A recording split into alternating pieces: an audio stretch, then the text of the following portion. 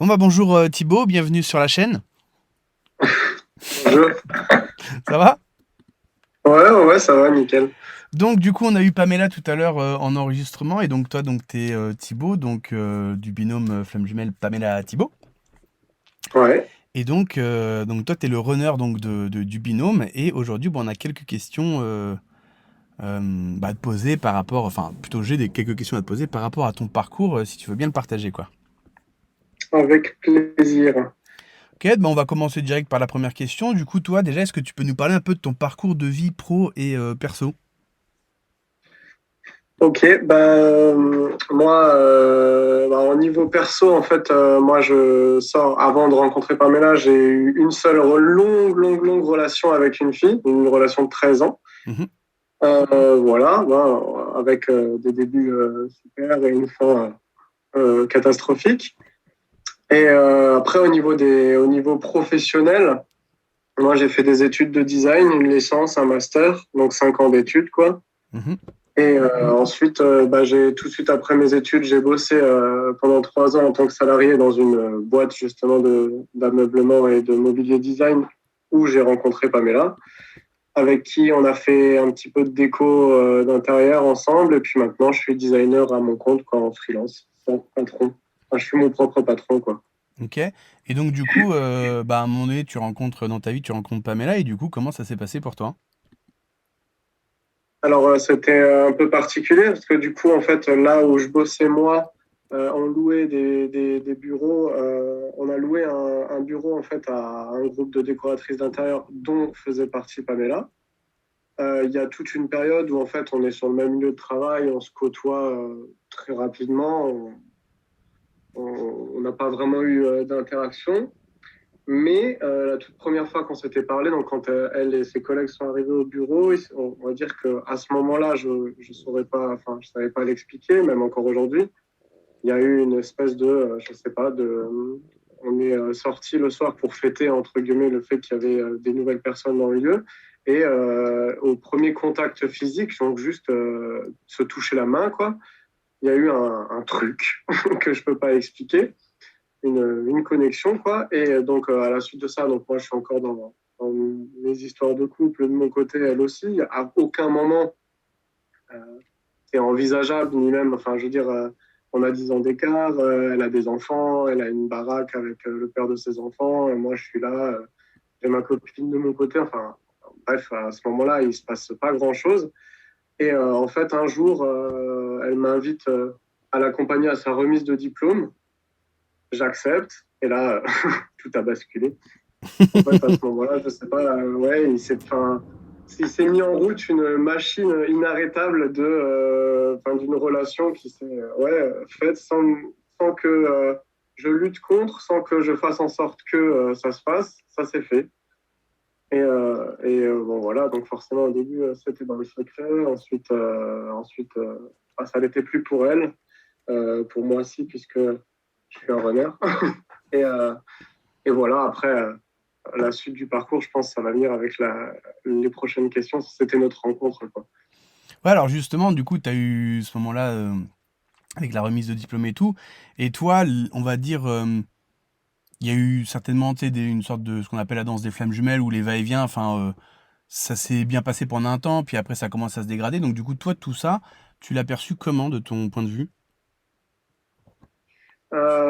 Tu veux dire à partir du moment, enfin, les premières frictions dans le couple de flammes jumelles, c'est ça? Bah, en fait, au début, il y a eu tu sais, la remise de diplôme, donc du coup, il y a le connexion par Ouais, le toucher, donc là, ça a dû, ouais, là, ça s'est bien passé, non, pendant un temps? ouais, bah alors à ce moment-là, on va dire l'idylle, quoi. C'est parfait, c'est génial. On se sent amoureux fou. Alors certes, on est caché, mais ça nous pose pas de problème. On est bien quand on est ensemble, c'est génial, vraiment dans une petite bulle hors du temps, hors de tout, quoi. Ça c'est le début. Et en fait, au début, moi, je vis ça, enfin, je vis cette relation comme quelque chose de génial, hein. Ça me fait me remettre en question sur la relation que je suis en train de vivre, etc. Et il y a les premiers échanges, on va dire, sur la thématique, sur la thématique de la spiritualité et, on va dire, du terme général de développement personnel, etc., que moi, c'est des choses qui m'étaient complètement inconnues. Et en fait, à force de dialogue et d'échanges sur ces thématiques-là, ben, de mon côté, il y a comment dire ça, un petit déclic, tu vois, une découverte sur le fait que ben, les choses, elles peuvent se vivre autrement, se regarder autrement. Et voilà, et en fait, tout le long du début de la relation, j'avais une sensation de bienveillance, d'accompagnement de ma flamme jumelle. C'était juste magnifique, quoi. Et ben, au bout d'un moment, ça s'est transformé petit à petit en sentiment d'oppression, de pression, enfin pas forcément voulu de la part de ma flamme jumelle, mais petit à petit, comme si j'avais l'impression que je m'engageais dans quelque chose où j'avais pas le choix, où il fallait que je fasse vite, où il fallait que je rattrape ma flamme jumelle. Et du coup, ça s'est transformé en quelque chose que je vivais beaucoup plus mal, quoi. Et qu'est-ce que tu veux dire par faut que je rattrape ma flamme jumelle? Ben, c'est parce qu'en fait, à travers les discussions et même à travers notre relation, j'ai toujours euh, pris conscience que bah, si moi, là, je découvrais la possibilité d'un travail sur soi, etc., elle l'avait déjà commencé, il était en cours et elle avançait quoi qu'il arrive. Donc, du coup, j'ai toujours eu cette sensation, en tout cas à ce moment-là, qu'elle était plus loin que moi, entre guillemets, tu vois. Et que plus ça avançait, plus j'avais. Après, je dis pas que c'est elle qui a forcément mis ce sentiment en moi, mais j'avais la sensation ouais, qu'il fallait que je fasse le plus vite possible pour que je la rattrape et pour qu'on soit au même niveau, pour bien se comprendre et pouvoir s'aimer parfaitement, etc., etc. Ah oui, d'accord, comme si un peu tu voulais jouer de la musique avec elle et puis que il faut que vous n'êtes pas au même niveau en termes de degré Voilà, c'est musical, quoi. Enfin ça. de. Voilà. En D'accord, gros, ok. en gros, j'ai eu ce sentiment-là et c'était renforcé par tout, ben, tu sais, les étapes, les prises de conscience enfin, de son parcours qu'elle cachait pas, tu vois, sur lesquels on échangeait, etc. Et moi, à chaque fois, au final, enfin, plus ça avançait, plus c'était des trucs qui, au lieu de m'inspirer et de me booster comme un temps, ça me foutait la pression. Je me disais, putain, mais en fait, moi, je suis là, je stagne, elle avance, et en fait, j'avais l'impression de la perdre, en fait, à cause de ça, tu vois. Enfin, que ça nous éloignait, quoi. Ah ouais. Et donc du coup, bah, au bout d'un moment arrivent bah, les clashs, les trucs et les bidules, et puis toi, du coup, t'es parti dans quel mood intérieurement?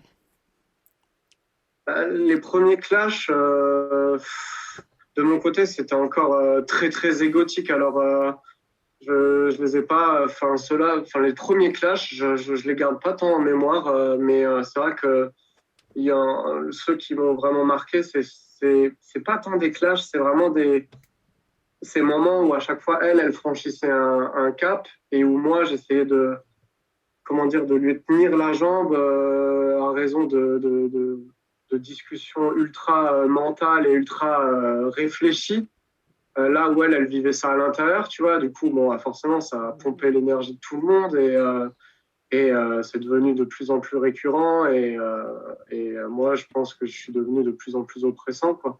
Et parallèlement, en fait, ça m'a fait, moi, complètement.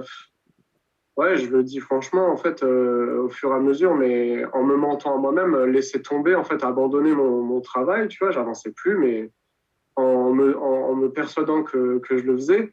Et du coup, là, il y a eu, enfin, là, mon ego, mon mental, il a carrément pris le pas à mort et je suis tombé dans des parano, dans des jalousies, dans des trucs ultra malsains, quoi, qui m'ont fait du mal et qui lui ont fait du mal aussi. Et donc, ça a dégradé la qualité de relation, quoi. Et donc du coup, après, il s'est passé quoi? Parce qu'à un moment donné, t'as pris conscience, parce qu'en fait, là, ce qu'ils savent pas, les auditeurs, c'est ils savent pas où t'en es. Mais Ah nous, on oui, le oui, sait. bah, Donc du coup, il y a eu en des fait, évolutions.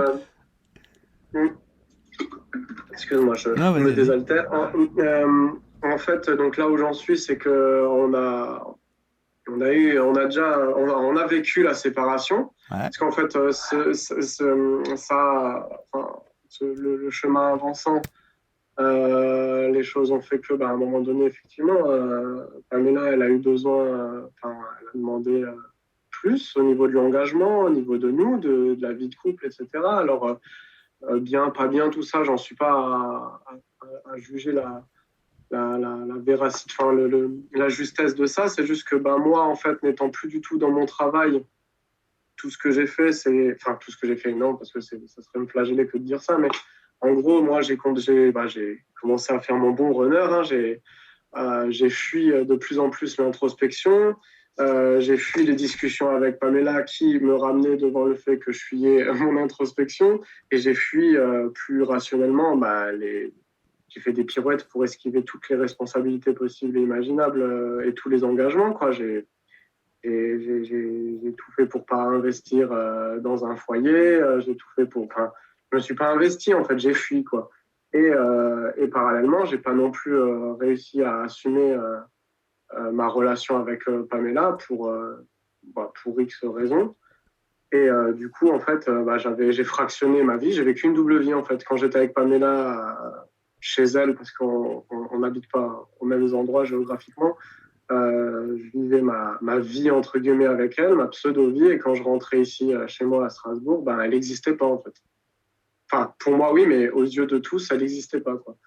Et bon, moi, forcément, hein, au bout d'un moment, se rendant compte de tout ça, ben, elle est partie. Hein. Moi, j'ai fait ma vie, j'ai été infidèle, je le cache pas aujourd'hui et je l'assume. Donc tout ça a fait que bon bah voilà, Pamela elle a décidé de mettre fin à la relation. Donc c'est la comment on dit la séparation. Et je ne sais pas si après les prochaines questions sont plus orientées sur ça ou si j'embraye direct. Non, mais tu fais comme tu sens, tu peux embrayer direct si tu veux. Ouais, bah en fait du coup à la suite de ça, bon moi forcément j'ai vécu cette séparation. Je vais même pas parler maintenant de comment elle l'a vécu, mais moi je l'ai vécu comme une catastrophe sans nom quoi. Dans le désespoir le plus total. Alors j'ai d'abord eu ma phase où je me suis enfermé chez moi, le cliché, hein, enfermé chez moi, à rien faire de mes journées, à plus rien manger, à machin. Et ensuite, en fait, j'ai continué sur ma bonne lancée de runner, à savoir, au lieu d'aller regarder, de travailler sur moi-même, j'ai fui mon introspection, mais par mécanisme, hein, c'était pas une volonté. Je me disais pas, je veux pas, mais ouais, par mécanisme et par automatisme, j'ai continué à fuir, hein, à aller dans les distractions et dans les plaisirs distractifs, quoi. C'est là que je t'appelle pour la première fois.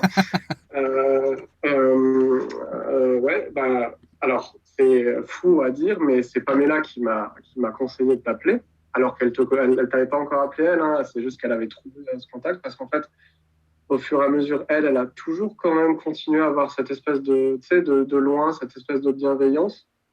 Donc c'est là que je t'appelle, que tu me donnes des méthodes qui me permettent d'amorcer une bonne fois pour toutes au moins un début d'introspection, quoi, d'arrêter de fuir juste on va dire le moment où je me lance, quoi. Mhm.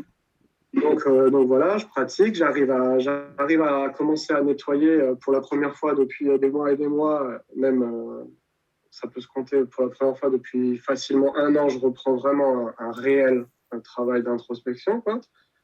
Donc je nettoie des petites choses, j'arrive à débloquer des petits automatismes ou quoi, mais très vite je rebloque complètement. C'est là que je te rappelle même une fois, je me Ouais, ouais.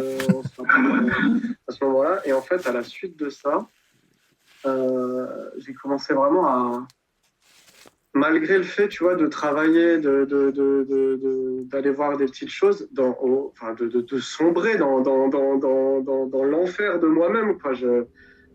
Chaque jour où je me levais, j'étais vidé d'énergie, j'avais pas du tout envie de me lever, j'avais pas du tout envie de faire quoi que ce soit de ma journée. Je trouvais aucun sens à aucune des actions de ma journée.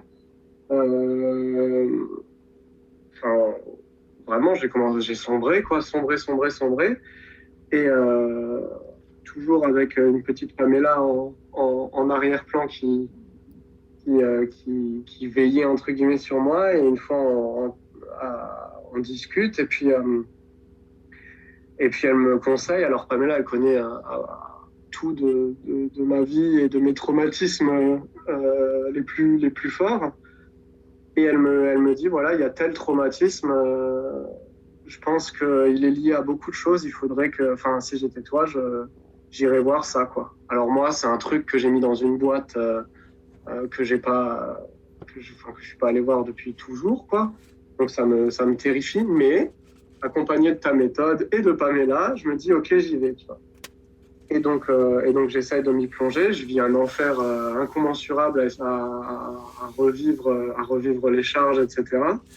Et là, il y a Pamela qui me dit, bah voilà, essaye peut-être en combinant avec la méthode d'Alexis, elle me parle de Ho'oponopono. Ouais. Je sais pas, enfin, voilà. Et voilà, et elle m'apprend en fait juste ces deux, trois petites phrases de remerciements, d'excuses envers moi-même et de témoignages d'amour envers moi-même, qui, a priori, à première vue, me semble complètement. Bah, moi, la première fois que je vois ça, je me dis, bon, bah, je sais pas, mais ça me semblait pas bête, mais voilà quoi. Et en fait, le soir, parce que moi, c'est mon rituel, entre guillemets, pour le moment, c'est que je me cale le soir et je me mets en condition, je me concentre sur mes ressentis et je revis ma charge. Et donc là, je revis ma charge et je pratique ça. Et en fait, ça me libère un truc. Tu vois, je dis pas que la charge n'est pas partie, loin de là, le travail n'est pas terminé, mais ce soir-là, ça me libère un truc. Je me sens plus léger pour la première fois depuis des mois et des mois. Tu vois. Donc le lendemain matin, j'appelle Pamela, je dis c'est incroyable. Et elle me dit, bah voilà, bah, si ça marche, continue. Et en fin de compte, j'ai fait ça. C'est la première grosse étape. Ça a pris un petit moment d'aller, parce que c'était un énorme trauma à nettoyer. Et en fait, grâce à ça, à cette combinaison de méthodes, j'ai réussi à le nettoyer. J'ai réussi à le constater parce que j'avais des tocs et des choses qui étaient directement liées à ça. J'avais une phobie des aiguilles qui était directement liée à ça, qui a mais littéralement disparu en quelques jours. C'est-à-dire que moi, je m'évanouissais à une prise de sang et aujourd'hui, je peux prendre une aiguille et coudre mon short, tu vois. Mais en l'espace de quelques jours. Même moi, j'en reviens pas, quoi. Et donc, alors, je ne parlerai pas au nom de Pamela maintenant, mais donc il y a ce travail, il y a ce déblocage, et c'est vrai que c'est la première fois depuis la séparation que voilà, j'entreprends une réelle remise en question, que je me remets en question et que je vais vraiment soigner quelque chose de gros. À ce moment-là, Pamela, elle s'en rend compte, en tout cas, c'est ce qu'elle me témoigne, tu vois, qu'elle se rend compte que c'est énorme ce que je viens de faire, qu'il y a une nouvelle démarche, quoi. Et chez moi, ça libère énormément de choses, ça change beaucoup de choses dans mon comportement, surtout la gestion émotionnelle et le réflexe de panique dans lequel je me mettais au moindre contact de quelque chose qui pouvait être douloureux, intérieurement. Ah ouais, alors donc justement, quand maintenant tu es face à ces stimuli extérieurs, après ton travail en Ouais. libération émotionnelle, du coup, comment tu réagis maintenant face à ces stimuli qui avant te faisaient des crises de panique, maintenant ça fait quoi? Alors, quand je les vois arriver, enfin, suivant le stimuli, il y en a qui font direct mal, hein, Ouais. physiquement. Je peux le sentir à des endroits. D'ailleurs, c'est là où le FT peut aider aussi à le faire passer pour après travailler plus en profondeur. Mais c'est vrai que en fait, le premier mouvement que j'observe maintenant en arrière-plan que je pouvais avoir, c'était donc le flot d'histoires intérieures, tu sais, de la petite voix dans ta tête qui raconte des histoires, tu vois. Ouais, le blabla de l'ego mental, quoi, qui te balance un flux de Voilà, c'est pensée. ça, voilà. Ouais. Et ce flot-là, en fait, là où j'en étais avant ça, c'était bah, ce flot-là, il me submergeait et les trois quarts des histoires, elles étaient toutes plus vraies que les unes que les autres, en fait. Voilà.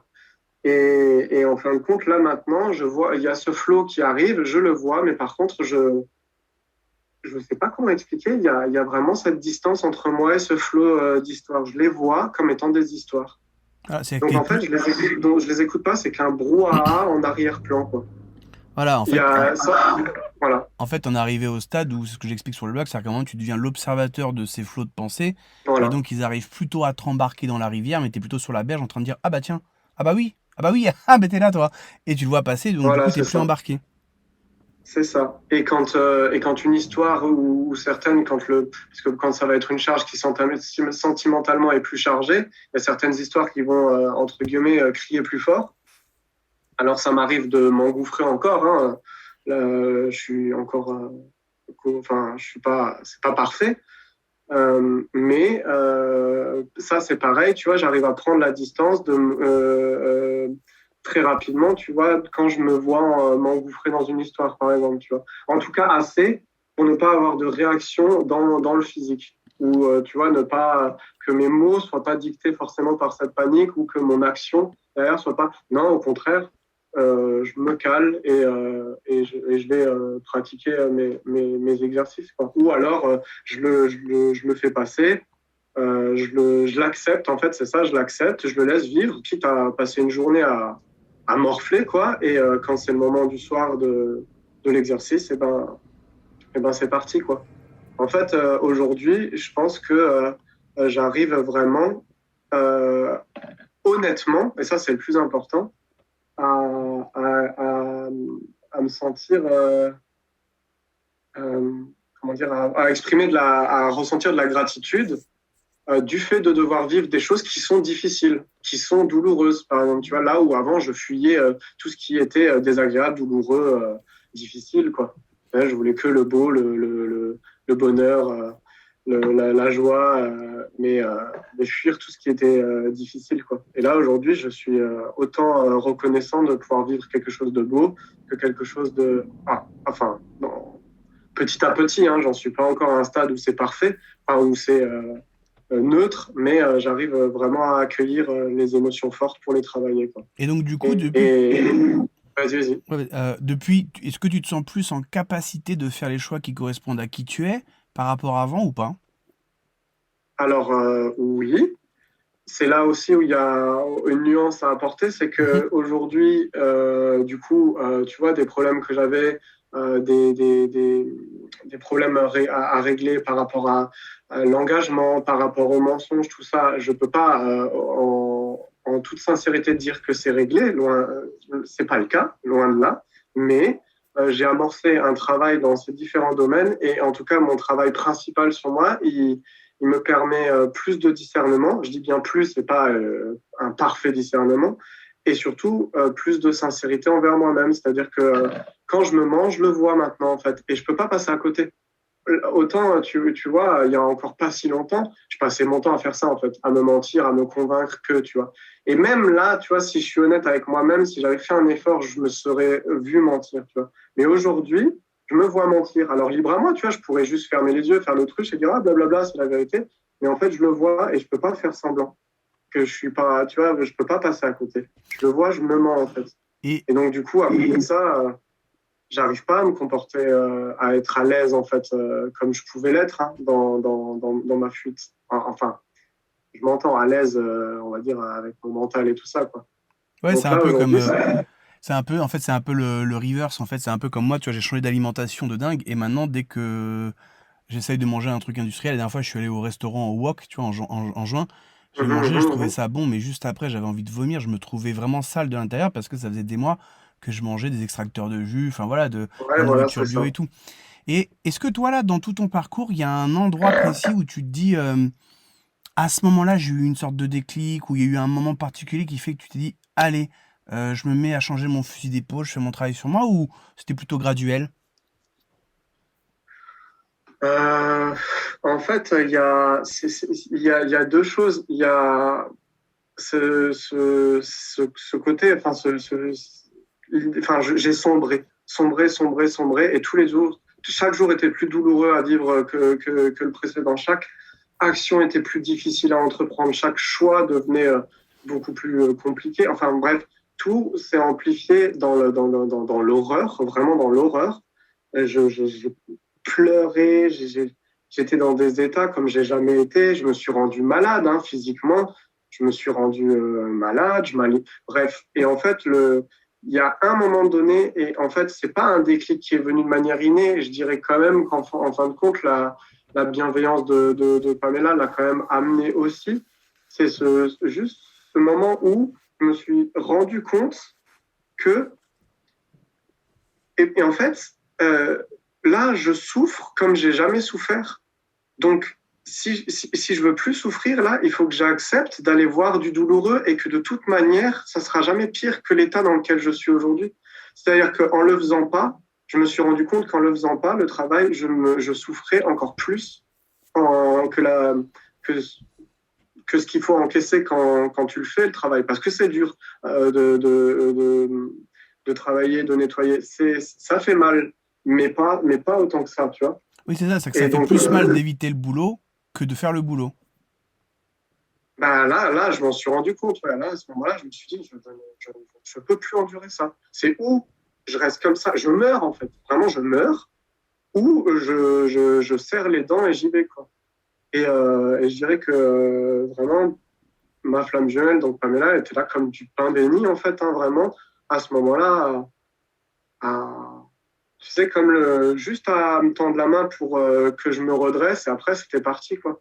Et c'est con à dire, mais il y a eu tellement de résultats visibles et palpables avec si peu de, d'efforts de ma part, juste au début, que là, à ce moment-là, je me dis, ah ouais, mais non, mais c'est bon, quoi. Genre là, il y a plus photo, quoi. C'est ça le chemin, quoi. Et après, bon, bah voilà, Oui, après après les je me choses suis se mis. mettent en place, ouais. Et donc, du coup, là, le week-end dernier, enfin, si tu veux en parler, si tu veux pas en parler, t'en parles pas, mais t'as fait quelque chose quand même qui est Mhm. assez énormissime. Enfin, c'est un truc, moi, quand Pamela m'a dit, j'ai fait, mais tu rigoles, c'est une blague, c'est le carnaval ou quoi? Et est-ce que ça, tu veux le partager avec nous ou pas? Bah, alors, éclaire-moi sur de quoi tu parles, Le, parce que le, je. le QG, Hein? le QG, Le QG. ce que t'as fait avec tes amis, etc. Ah, ça, ah bah, alors oui, bah, en fait, c'est ça. Bah, tu vois, maintenant, c'est marrant parce que toi, tu dis quelque chose qui est quand même énorme, tu Ouais. vois? Et donc, il y a ça. Et en fin de compte, bah, pour moi, à ce moment-là, ça n'a pas été. Je pense que vraiment, ça a été en amont que tout le travail et tout le nettoyage a été difficile, à tel point qu'à ce moment-là, ça, c'était une évidence, en fait. Donc en fait, c'est-à-dire aller voir les personnes, les différentes personnes auprès de qui j'avais pas dit la vérité sur l'existence de Pam au moment où je l'ai caché, et rétablir en fait la vérité sur ce qui est, quoi. À faire le tri et à rétablir ouais, la vérité. Et c'est vrai que ça, c'est une idée qui me semblait inimaginable il y a encore un mois, quoi, et qui à ce moment-là me semblait c'était presque plus, ça a presque été un moment plus dur pour Pamela qui était là à pas savoir qu'est-ce qui se passe ou quoi que moi à le faire. Tu vois. Et c'est vrai que ouais, en soi, bah, ça prouve bien que, bah, tu vois, ça prouve bien encore une chose, c'est que c'est beaucoup moins difficile de faire le taf que de trouver des solutions pour de faire les pirouettes pour l'éviter quoi. Beaucoup moins douloureux quoi. Et en fin de compte, ouais, le travail a été fait, la libération a été faite, les mécanismes ont été atténués, si bien que ouais, je pense que je peux y voir plus clair. Alors attention, hein, ce serait vraiment une erreur de penser que d'un seul coup, c'est bon, tout va bien, là maintenant je suis clair, je suis lucide et tout. Non, mais aujourd'hui, je peux y voir plus clair. Plus clair, et là où j'y vois pas clair, j'arrive à avoir le recul. La plupart du temps pour me dire, OK, bah là, il y a encore du travail à faire pour y voir plus clair. Quoi. Oui, c'est-à-dire que Et donc, j'arrive à... t'arrives à voir que dans Pardon? ce genre de moment, ouais, parce que des fois, quand, ouais, je disais, t'arrives à voir que tu vois pas clair sur tel ou tel sujet, ce qui te permet de prendre en fait du recul et dire, ah tiens, là, je sais que j'ai un truc à faire. Voilà, c'est ça. Alors, encore une fois, il faut vraiment prendre du recul avec tout ce que je dis parce que là, en m'entendant parler, juste, tu vois, enfin, je veux pas non plus renvoyer l'image enfin, de quelqu'un qui a accédé à un truc, j'ai juste commencé mon travail et je commence à peine à, à avoir plus le contrôle de moi, en fait. Juste, enfin, non, c'est pas forcément bien dit. Un vrai recul sur moi-même, un vrai regard sur moi, et en fait, la capacité de me remettre en question, que je sois juste ou pas, en fait, dans une situation, quoi. Et ça, ouais, c'est génial. C'est pour être plus aligné, pour vivre des choses qui ont vraiment du sens, c'est la base, quoi. Je vois pas comment vivre plus honnêtement et plus justement sans avoir au moins cette base, quoi. Et du coup, t'es content d'avoir fait ce travail sur toi, enfin de l'avoir amorcé? Ah bah carrément. Et- Je regrette pas une seule seconde. Je regrette pas une seule seconde. Et euh, au début, et encore, je dis au début, il y a encore des résidus, des regrets à me dire putain, mais en fait, j'aurais pu faire ça tellement avant, tu sais. Mhm. Et en fin de compte, tu vois, avec le recul, je pense que non. En fait, si j'en arrive à le faire comme ça et s'il se passe comme ça, c'est bien avec tous les facteurs qu'il y a eu.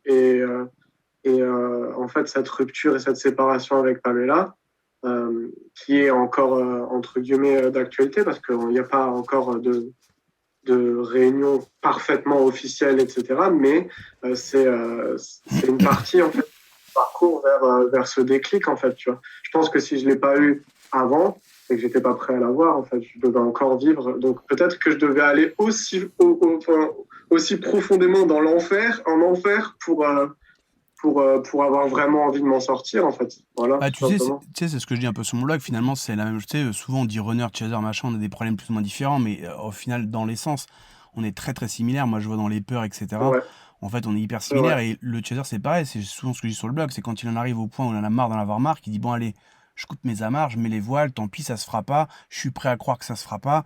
Je fais mon travail sur moi. Et puis, c'est aussi parce qu'on en a marre de la souffrance. Mais finalement, le runner, comme tu le racontes très bien, toi aussi, au bout d'un moment, tu fais mais putain. C'est bon, je l'ai fait les enfers là, en travers, ça peut pas être pire, Ouais, donc allez hop, voilà. je remonte. Et donc finalement, chacun va être prêt à faire des choses qu'il n'a jamais faites bah, pour avoir des choses qu'il a, entre guillemets, jamais eues, quoi. Exact. Ouais.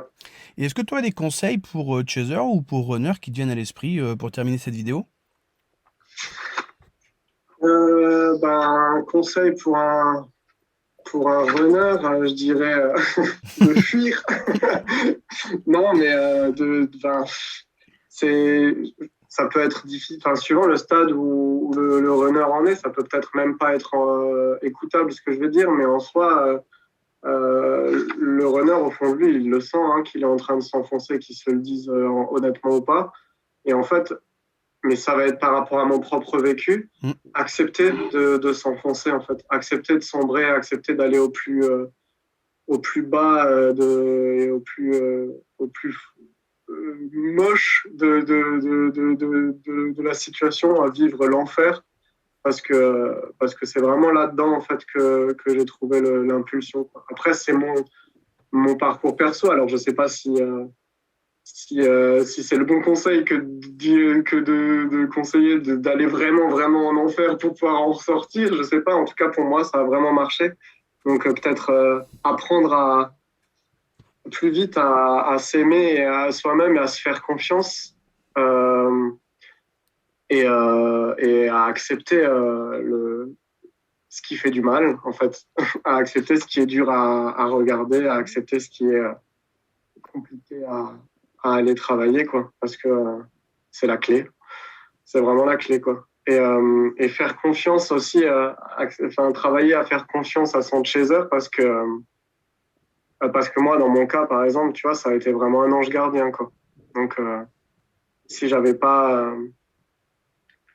euh, aussi eu cette petite démarche de m'ouvrir un petit peu et de faire confiance à Pamela, tu sais, plutôt que de continuer à tout prendre comme tu sais, comme quelqu'un qui te met la pression ou quelqu'un qui te court après, ou tu vois, juste à accepter de l'aide comme étant de l'aide et de la bienveillance, ben, ça m'a beaucoup aidé derrière, tu vois, ben, je lui ai fait confiance et du coup, en fait, ce qu'elle m'a apporté, les méthodes, t'appeler, les choses comme ça, au lieu d'y être réticent, je l'ai fait et ben, ça m'a bien mené à où j'en suis aujourd'hui, quoi. Ouais, et tu aurais un conseil pour les chasers? Hum, ben, là, comme ça, je dirais, euh, de ce que j'ai pu constater chez Pamela, un moment vraiment qui a été décisif aussi, c'est quand elle a réussi à nettoyer complètement sa dépendance affective liée à moi. Mhm. Parce que à la suite de ça, ben, son travail il a été beaucoup plus lucide au final, quoi, beaucoup plus juste. Peut-être travailler la communication. Je ne sais pas si c'est propre à ma relation avec Pamela ou en règle générale, mais c'est vrai que des fois, en tout cas au tout début, même avant la rupture, c'est compliqué de discuter avec un de chez eux, hein. En tout Pourquoi? cas, j'ai tu sais, comme nous les runners, on a un peu cette position de c'est nous qui foutons le camp, c'est nous qui, tu vois. Du coup, quand tu viens parler, il y a très peu de légitimité à ce que tu ouvres vraiment ta gueule, tu vois. Et ça, en tout cas, moi, je le sentais des fois, tu vois, que j'avais pas l'impression d'avoir vraiment voix au chapitre, quoi. Donc, peut-être, ouais, la communication et puis, bah, là, surtout, ouais, bah, travailler le lâcher prise, hein, parce que courir après son runner, ça te le ramènera jamais, ça te le fera jamais le garder auprès de toi, ça marche pas. Ça marche pas et je pense que d'autres ils le diront aussi, ça marche Ah, mais pas. de toute façon, ce que tu dis, c'est tout à fait vrai. C'est-à-dire qu'au début, bon, ok, t'essayes parce que tu peux dire, bon, bah, la relation a été bien, le parent sucette, mais il y a un moment donné, faut se rendre compte, c'est ce que j'ai sur le blog, c'est, non, mais Mm, attends, t'essayes de faire marcher un truc qui visiblement marche pas. Retourne vers mm, toi, lâche prise, et puis chacun fera ce mm. qu'il aura à faire, et puis après, il y aura, bah, comme vous, on reprend contact, on réapprend à se connaître, et puis chacun a bossé de son côté, bah, un certain degré de ce qu'il a à bosser, parce que de toute façon, finalement, le travail sur soi, on peut toujours trouver des trucs à bosser, mais on va dire le gros, du parcours FJ, et puis là, après, il se passera ce qui se passera, quoi. Mais c'est clair que le chaser, de toute façon, par le simple fait de s'appeler chaser, c'est-à-dire de le pourchassant, le poursuivant, c'est qu'il est en train de poursuivre Mm. quelque chose qu'il essaye de récupérer qu'il a plus. Donc déjà, rien que là, déjà, il y a un problème. Donc c'est sûr qu'il faut tout de Exact. suite dire, allez hop, je passe le balai à ma dépendance et tout, qui quand même, comme je disais avec Pamela tout à l'heure, souvent le chaser, il aime bien dire amour inconditionnel. Non, non, ça s'appelle de l'addiction, quoi, c'est tout. Il faut nettoyer, Ouais. quoi. Ouais, je vois ce que tu veux dire, ouais. Je suis d'accord. Et du coup, là, tu vois Donc, comment ton nouveau toi? Depuis que tu as fait ce travail, tu te vois comment? euh, bah, alors moi, je me sens plus léger, hein. Je vais pas te mentir, je me sens vraiment plus léger, une meilleure énergie, hein. Moi, je suis quelqu'un qui est vraiment sensible à ça. Alors, j'ai plus la sensation d'avoir une énergie lourde, en tout cas beaucoup moins lourde. Du coup, et puis de toute façon, ça a été confirmé, enfin, Pamela me l'a confirmé quand même à mon contact, mon énergie était beaucoup plus légère. Bah, j'ai repris goût à vivre mes journées, tu vois, malgré le fait que je mets pas grand-chose dedans, pour le coup, tu vois, même, je dirais même que les derniers temps, je fous rien. Mais juste, je vis et j'accepte d'avoir rien à faire, tu vois. Enfin, je me sens, ouais, j'arrive à accepter. Il y a plein de choses qui avant, pour moi, étaient genre une catastrophe négative, de négativité sans nom, qui aujourd'hui sont pas compliquées à accepter, ou beaucoup moins compliquées à accepter. Après, je me sens plus honnête. Et encore une fois, je dis bien plus honnête. Je suis pas devenu un modèle de perfection, d'honnêteté, etc. Mais je me sens plus honnête d'abord avec moi-même et ensuite avec les autres. Bah, comme je l'ai dit tout à l'heure, beaucoup moins de panique. Et ça, c'était quand même un truc. C'est probablement le plus gros truc qui est changé parce que ça, c'est ce qui me rythmait complètement la panique. C'est quelle que soit l'émotion vécue, c'était soit surinvesti, tu sais, dans la surjoie ou la surexcitation quand c'était quelque chose de positif et quand c'était négatif, c'était la panique ultime. Et du coup, la fuite, le mensonge, bref. Et ça, c'est vrai qu'il y a beaucoup moins de panique. Ça, c'est le plus gros truc, quoi. Bah ça pour moi, pour les runners, c'est le life changer. C'est-à-dire que j'écoutais un podcast de Joey Dispenza, qui est chiropracteur, chercheur en neurosciences et physique quantique, et il expliquait ça, que dans ses Ok. méditations, il faisait faire passer les gens dans l'instant présent, parce que quand tu es dans le stress, donc les crises de panique, etc., il dit en fait, Mhm. ça paralyse la réflexion, donc en fait, tu es forcément dans l'attaque fuite paralysie. Et donc en fait, t'es Ouais, plus c'est vraiment aux clair. commandes de toi-même, quoi. C'est pour ça que le FT, c'est énorme bon, pour tout le monde de toute façon, mais c'est vrai que pour les runners, c'est facile à apprendre, c'est facile à mettre en place. Il suffit juste un peu Ouais, de l'étincelle qui t'y met, et putain, mais t'as des résultats de malade derrière. ouais, c'est vrai. Ouais, ça, c'est vrai. C'est vrai. Et puis, du coup, ouais, effectivement, il y a ouais, il y a beaucoup moins de réactions de panique de ma part et ça laisse, en fait, justement, c'est ça, c'est ce qui est génial, c'est qu'en fait, vu qu'elles sont pas là, ça laisse complètement la place et l'ouverture au regard, quoi, à juste regarder ce qui se passe, en fait. Mm. Parce que du coup, t'as pas toute cette grosse couche de bordel, en fait, par-dessus, quoi. Ça s'inverse, quoi. Et ça, c'est génial, quoi. Pour moi, c'est ce qui a le plus changé à l'intérieur de moi. Et ça découle vraiment de ce gros nettoyage de trauma que j'ai fait. Et du coup, bah, derrière, ça m'a même encouragé, tu vois, en discutant aussi avec Pamela et en échangeant sur le sujet et qu'elle me dise aussi ce qu'elle en pense, etc. Ça m'a même maintenant encouragé, même chauffé, tu vois, à aller voir d'autres choses compliquées, d'autres gros traumas, tu vois, avec mon père, ça fait un peu cliché hein, de dire ça, tu sais, faut que je règle un truc avec mon père, mais bon, on a tous un truc à régler avec son père. Mais tu vois, pour moi, c'est un gros truc avec mon père, avec mon frère, c'est les prochaines grosses étapes et je les aborde pas. Ça, c'est comme l'entretien d'aujourd'hui, ça me stresse pas du tout. Au contraire, ça me chauffe même, tu vois.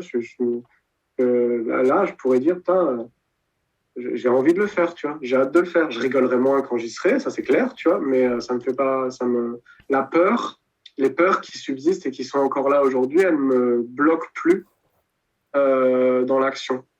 Elles fichent plus mon action parce qu'il n'y a pas la panique justement. Ah bah ça c'est super important, hein, c'est-à-dire que ça te permet de déclencher le moteur et de passer à l'avant. Et c'est vrai que là, quand Voilà. tu vas commencer à faire ta liste de traumas du père, de la mère, du frère, de la sœur et tout, moi j'avais fait ça aussi, j'avais fait une liste de 80 et quelques traumas, et j'ai pris une semaine et demie bah, pour nettoyer un maximum, mais ça te change la life, c'est un Mhm. truc de malade. Ouais, c'est clair. Là, pour le coup, bah, quand je vois ce que un trauma, malgré le fait que je pense vraiment que c'était une énorme boule, tu vois, quand je vois ce que ça peut changer, ça peut que m'encourager. En fait, c'est ça, c'est que maintenant, dans la position-là, c'est que ça, en fait, il peut rien m'arriver. Tu vois ce que je veux dire? Je veux dire, là, aller gérer un trauma, aller regarder mon père, il peut rien m'arriver, en fait. Tu vois ce que je veux dire? Et bah, Je vais pas mourir, tu vois? En fait, je vais juste déguster dans mon lit au moment où je le fais, machin, bah ok, tu vois. Et puis si c'est trop dur ce soir, et ben stop, tu vois, stop. Je lis un bouquin, je regarde un film et je me remets demain, tu vois. parce En que fait, il y a rien de grave qui, tu vois. c'est ça, ce que tu viens de dire là, bah, c'est énorme que tu le dises.